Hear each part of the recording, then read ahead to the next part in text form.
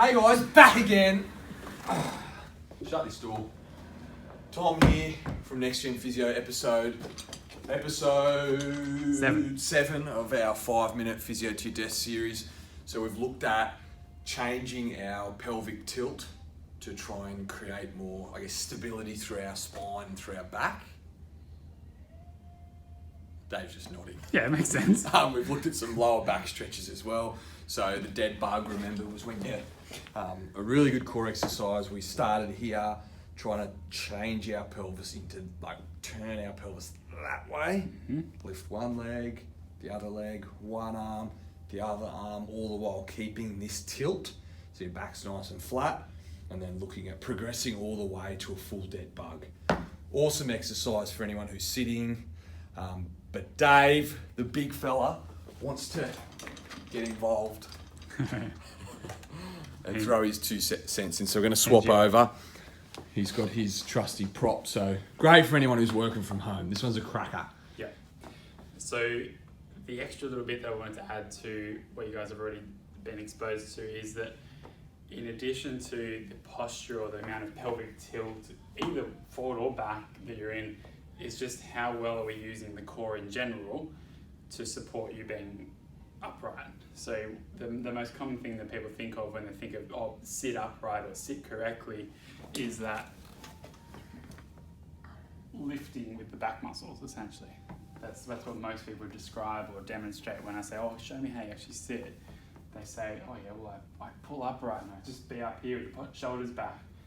And for some people, that might be all they need to think about. But for the majority of us, it's a little bit more interesting to start considering, can we also support with the core? The core is not just a performance-driven thing to build us strength in other positions. It's not just about the aesthetics. It's not just about having ripped abs like Tommy here. It's and also, if you're sitting for long periods, it's really hard. What you just demonstrated. Yeah, right. Yeah. So if you just try and do this, it's not sustainable. You can sit there, sure.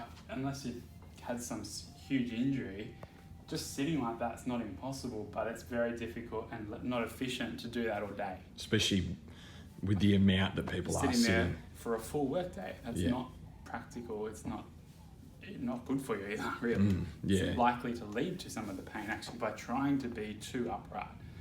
So an alternative to being back muscle dominant, we're going to try and use the core. The way I like to teach that is if you can tolerate kneeling. This just works for me. You could try it in sitting, you could try it in standing as well, the same principle. But I like to get here because it keeps me upright without having to think too much about that thing we just spoke about. So presuming you've got nothing going on in your tummy, you should be able to poke in there and it's pretty relaxed. You can dig your fingers in under your ribs. So note, I'm not down in the middle part, I'm over to the sides. So that middle band of muscle that runs right down the middle, we're gonna come out from there and dig in underneath. You should be able to squish, and then when I activate, they're actually pushing out again. So you've got your fingers underneath there. Yep. It should feel squishy, and then you're pushing out. Using your abdominal muscles to brace from the middle of your back out in all directions. So not squeezing as if you've got a six-pack. I think it's not a tense to flex the muscles, and it's not necessarily a position change even. My spine doesn't move here. The muscles just brace outwards. Yeah. So that's a key difference. It's in addition to, or maybe completely separate to, the tilt thing we were talking about before. This is an extra skill essentially that you have to have sitting endurance. And I think we think about core abdominal strengthening as a means to help with lower back pain. But like you mentioned before, if you don't have enough of that trunk stability in sitting, you're going to compensate or load up something else. Just load the back muscles instead usually. And that can even be, up near the neck as well. Yeah, it can extend to the neck, the shoulders. It can be another reason why you get sore, tight hips too, because this is not working, so then you dominate with the hips trying to pull you forward. So pelvic tilt's important, but being able to brace as well.